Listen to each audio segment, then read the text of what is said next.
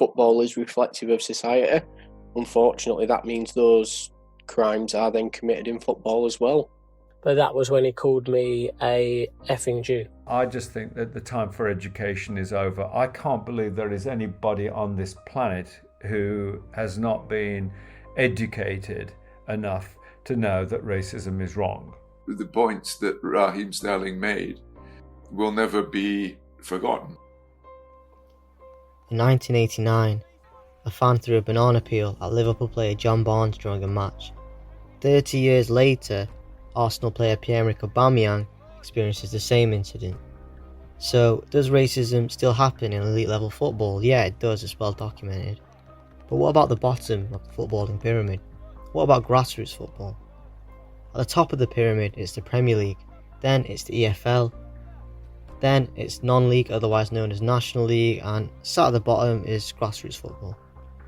The main difference with grassroots in comparison to the other levels of football is that grassroots players include both adults and children, and fundamentally, grassroots clubs don't issue a salary to their players.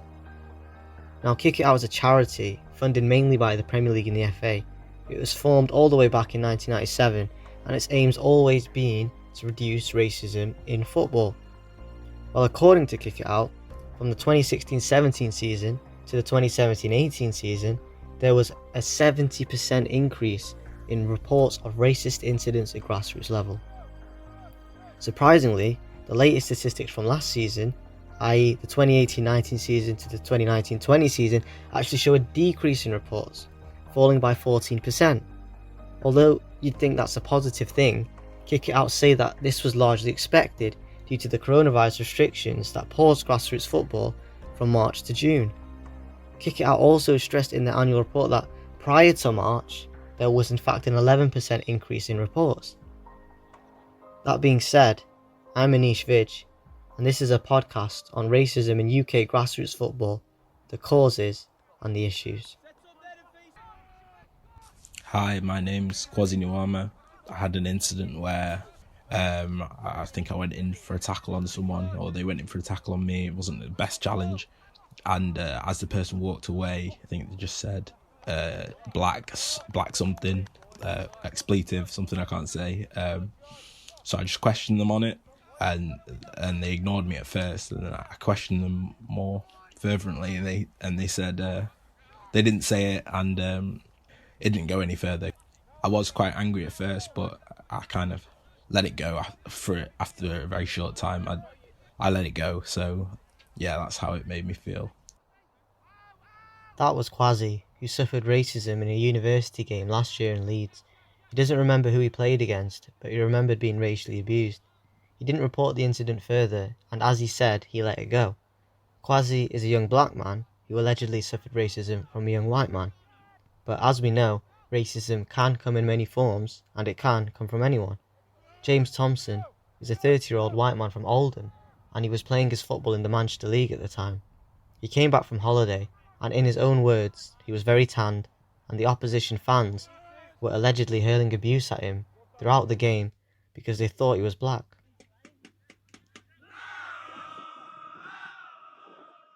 I just got back off holiday. I've been in Greece for 2 weeks, and I do tan quite good, and I was basically black. We were playing a Manchester League game in quite a rough area in Oldham. It was a big cup game, so there was quite a few there. I was being called by the fans. It didn't really bother me early doors. One, because, well, I'm not Asian anyway, so it didn't make any sense. So what was also happening is our centre midfielder, who's black, was receiving the same abuse. And at one point, did we ever back him up and say anything? No, we didn't. And even, which I think now, looking back, we were even laughing at the end of the game with regards to the abuse I'd had, when he must have been sat in that dressing room, who'd had it for 90 minutes and meant something. He was called names, and he is black, and it was real and it was true. And we never once asked if he was all right. I never once brought it up, which was odd, because they were bringing my abuse up, and because I wasn't a inverted speech marks, it seemed to be funny. But did we defend him? Absolutely not. And I cringe about it now, thinking about it.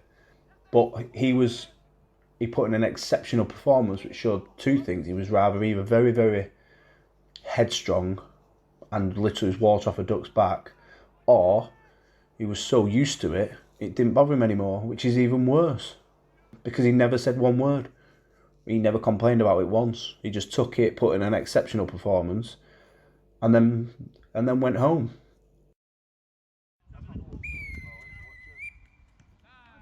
Both players, Kwasi and James, did not report their incidents, so I decided to speak to some coaches that have reported their incidents. Mohammed Wahid and Mohammed Hamza both coach for different youth teams in Bradford. Wahid coaches Alpha Juniors, and Hamza coaches for Shawclaw FC. I interviewed Wahid for an article for the Northern Quota, and he informed me that he has issued over a dozen complaints of racial abuse to the FA over a 7-year period. He said that nothing ever came of it and no punishments were ever issued. A notable incident was when his under-11 was allegedly kicked and called a monkey and told to eat a banana by an opposition player.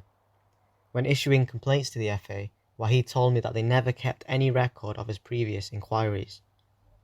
Next is Mohammed Hamza. He talked to me about a racial incident against two of his players that happened 2 years ago. My name's Mohammed Hamza. I'm a grassroots level coach. A few years ago, two of my players had received it in a grassroots level football tournament organised in Burnley. I was setting the session up, the pre-match for the tournament, to then see two of my players, who are African by descent, looked quite down, and the parents had reported to me that two of them had been racially abused by two other players from another team that had entered the tournament. I then went over and spoke to the manager from the other team, and the manager had totally refused to deal with it in any way, shape or form. He was adamant that his players hadn't said anything. My approach was more calm. I said, look, and judging by my players' reaction, something has been said, so please can you explain to your team, who were under 13s at the time as well, so a relatively young, naive age, but that doesn't sort of give any reasons or excuses to use or act in such a way. Instead of taking my advice on board, him and his assistant, it aggravated him in the wrong way by me asking them to speak to their players. And I remember clearly their assistant coach had come over to me and said my players had started it. Now, my question to him was, regardless if my players had started a, so to speak, fight, it didn't justify any form of racism. I feel his words had let him down, let his team down as well as his players, and I was totally astounded at the fact that instead of standing with us and trying to kick something out of the game that clearly does exist, they continued to back their players and sort of deflate a situation that should have been highlighted a bit more better. I could only speak to my players that day, and it did affect their performance, sadly, because they were two very important players of our team. They reported to the tournament organisers, and unfortunately, nothing came about it. As you heard, Hamza reported the incident, and nothing came of it. Out of all the coaches and players I interviewed, only Imrul Ghazi, who's the head coach of Sporting Bengal in Essex, had one racism case. Bengal had 3 players sent off during the game, and afterwards insisted they had been the victims of racism. It took over 3 months for the FA to determine the outcome, in which the match official was eventually found guilty. Now, non-league football is often compared with grassroots, because those players play their football in similar conditions, i.e. small venues with small attendances. So I wanted to see if the FA approached non-league incidents differently to grassroots. Scott Shulton is a Jewish man who was subject to racial abuse in a non-league match between Braintree Town and Hemel Hempstead Town in 2018. It fell under the TV stand that was filming the game. But watching the video afterwards, he'd kicked out after a late tackle, which prompted me to turn around, where we then went face to face with each other. But that was when he called me a effing Jew. audio on the recording stand could hear me saying he called me a Jew on the pitch clearly 3 or 4 times. I'd obviously made the referee aware. I had to go to Wembley, had to go and give a statement at Wembley separately, and then there was a hearing. And yeah, he was found guilty. It took 5 months for the FA to deal with it. You know, do I think that it should have taken that long? No. And I said this, if I would have turned around and hit him in the face, right, it would have got dealt with a lot quicker. You know, part of me is like, it took 5 months. It was a long process, and that's not actually Kick It Out's fault, because I know the girl who was dealing with my case, so she was doing her utmost best to try and push it through. And even the FA, talking to one of the guys who was put in charge of it, they were trying to push it through as well. There were so many different factors that had to be taken into account, and evidence gathered, and dates and hearings, that I just think 5 months is too long. You know, to the point at one stage you're questioning, was it even worth going through it? Do I think that they've got a sufficient sized team to deal with it? I'm not sure. You know, it got dealt with in the end. It was a long process. It took the FA 5 months to deal with that non-league incident. But if you think that's bad, the next 2 incidents are much worse. Paddingham Football Club was fined £165 after the players walked off the pitch during a match because their goalkeeper was allegedly racially abused. Meanwhile, the offending club, Congleton Town, whose fans actually shouted the racist abuse at the players, were only fined £160. A similar incident happened with the manager of Wythenshawe Town, and according to the chairman, the club was being threatened by the FA, warning that further action can be taken for bringing the game into disrepute. When these incidents took place, Kick It Out swiftly released statements to show that they weren't in agreement with the FA's decisions, but because FA fund Kick It Out, they would never be able to talk in a negative way towards the organisation that essentially pays for their salaries. Arran Williams is the Northern Grassroots correspondent for Kick It Out. I got in touch with the correspondent to ask him a few questions. Why do you think racism takes place in a grassroots football match? It's very obvious as to why. You look at the levels of austerity, you look at the increases in hate within society in general, and hate crimes that are committed and recorded by the police, and you see there is a trend around times of things like the EU referendum, the London Bridge terror attacks, etc., etc. There is an increase in hate crimes as part of that. Football is reflective of society. Unfortunately, that means those crimes are then committed in football as well. What have the grassroots team at Kick It Out put in place to help combat the issue? Myself and Tajan, who are the grassroots officer and grassroots manager, have really tried to look at actually just speaking to grassroots, first of all, speaking to the communities, meeting people, understanding what their wants and needs are. And I'd like to think, based on the feedback that we've had now, not that we are anywhere near the finish line, but we're making a good start in terms of getting those voices heard. On top of that, we've got things like the Equality Charter, which is a charter for leagues and clubs to sign up to in grassroots football. And you find that clubs are now coming to us and asking, can we have a workshop on discrimination? Can we talk about terminology? So again, those conversations, which are often difficult conversations to have if you're within a team, within a club, can now be had. The learning can be started. And we always say, in terms of the providing a greater amount of teaching and learning to people around discrimination, around, terminology, for example, we'll hopefully start to see a change for the better. I understand that it's only yourself and another colleague working in the grassroots department. Surely that's difficult, only having 2 people to cover the whole country. I imagine funding is also an issue. In most jobs, if 2 people are going to cover the entire country, it's going to be a difficult task. When you're talking, roughly 8 to 10 million people participate in grassroots football every week. Again, I think if you go back to football and look at the amount of money within the game, I would like to think that if we are really serious about tackling these issues, the discrimination across the entire board of football, we need to look at resourcing it accordingly. And almost we need to be the catalyst for change, to be able to empower people to stand up and speak out and say, we don't accept this anymore. we don't want this anymore. And, if we can be the people who provide those voices back to, county FAs, the FA, whoever it might be who are in charge at that point in time, then we'll do that. There's almost a notion that racism can be and should be eradicated and removed from the game. Even with huge resources, is this possible? Solving the issue is probably going to be way beyond myself and Tajan. I think even beyond that, will we ever solve the issue? Our new chairman, Sanjay, discussed it. We're talking about something that has existed for hundreds, if not thousands of years in racism specifically. Are we going to solve it as a small charity that operates in one sport industry? I don't think that's likely to happen. But realistically, what would we like to see?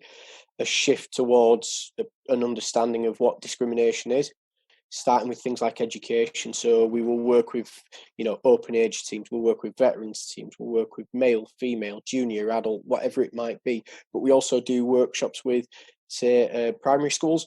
Because again, if we start that education young, get rid of any of maybe those views that those kids have developed in whatever way, shape or form at that age, we'll hopefully see that impact as well in the future generations to come. Now, Williams is correct when saying that there is a link between the rising reports of grassroots racism and the rising reports of hate crimes in the UK, which have been increasing annually since 2013. According to Home Office statistics, 76% of hate crime offences recorded in England and Wales were in fact racial, which was an 11% increase from 2018 to 2019.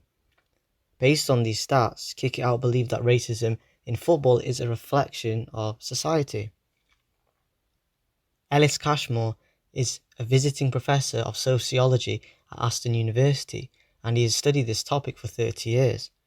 And his report titled Fans, Racism and British Football in the 21st Century is completely against Kick It Out's view that racism is a society issue.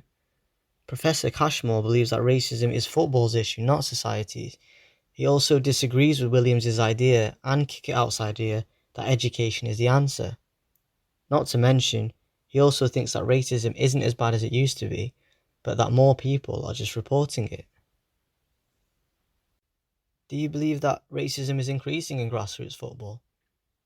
There's been a statistical increase in reported incidents of not only racism but sexism and other forms of offensive behaviour, let's put it that way. I'd explain it really not as the result of an increase in actual behaviour, but as greater preparedness on our behalf. When I say our, I mean the public, the general population's behalf, to report things. But there have been significant changes, particularly over the past few years. I'm thinking of Black Lives Matter and of course the Weinstein case before that, and the Me Too movement that it prompted. And I think that has led to a more thoughtful approach from people. They think now, why should I have to put up with this? Or why should another person or group of people have to put up with it? You've gone on record saying that racism is a football issue, not a society issue. Do you still believe that's the case? If we go shopping, we go to the supermarket, or we go to the bank, or we go to the gym, or any place of public gathering in a pub, restaurant, etc., we never see people shouting across the restaurant with racial epithets, or we don't hear chanting, and we certainly don't expect to see people throwing food across the restaurant or the supermarket, etc. And so I think that we've seen all these kind of things in football. Not so much recently, but certainly in the late 1970s and early 1980s. Every time a black player appeared on the field of play, he was subject to vile abuse every single game. I mean, this wasn't just every so often. This was every time there was a black player on the field. Many believe that education is the answer. Are you in agreement with them? No, I entirely disagree with that. I just think that the time for education is over. I can't believe there is anybody on this planet who has not been educated enough to know that racism is wrong. And this is just something that we don't want, and is destructive and has no positive consequences at all. It's just negative every which way you look at it. Nobody benefits from racism. And I can't believe that everybody in the world doesn't know that already. So how do you educate them? I mean, I was listening the other day that even universities in Britain now are talking about race awareness training. This is just so old.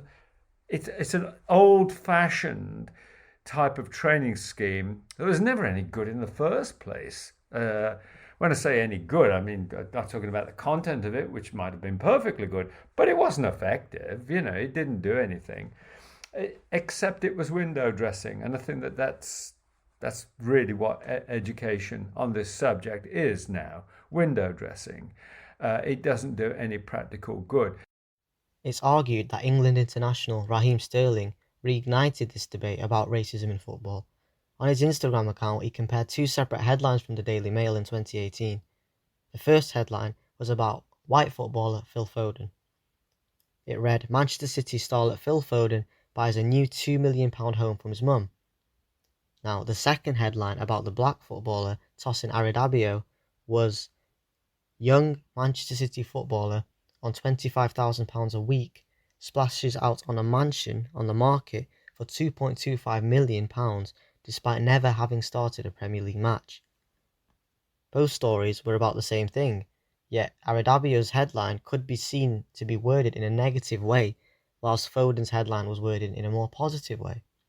Sterling used this example to accuse the whole sports media of fueling racism in the game.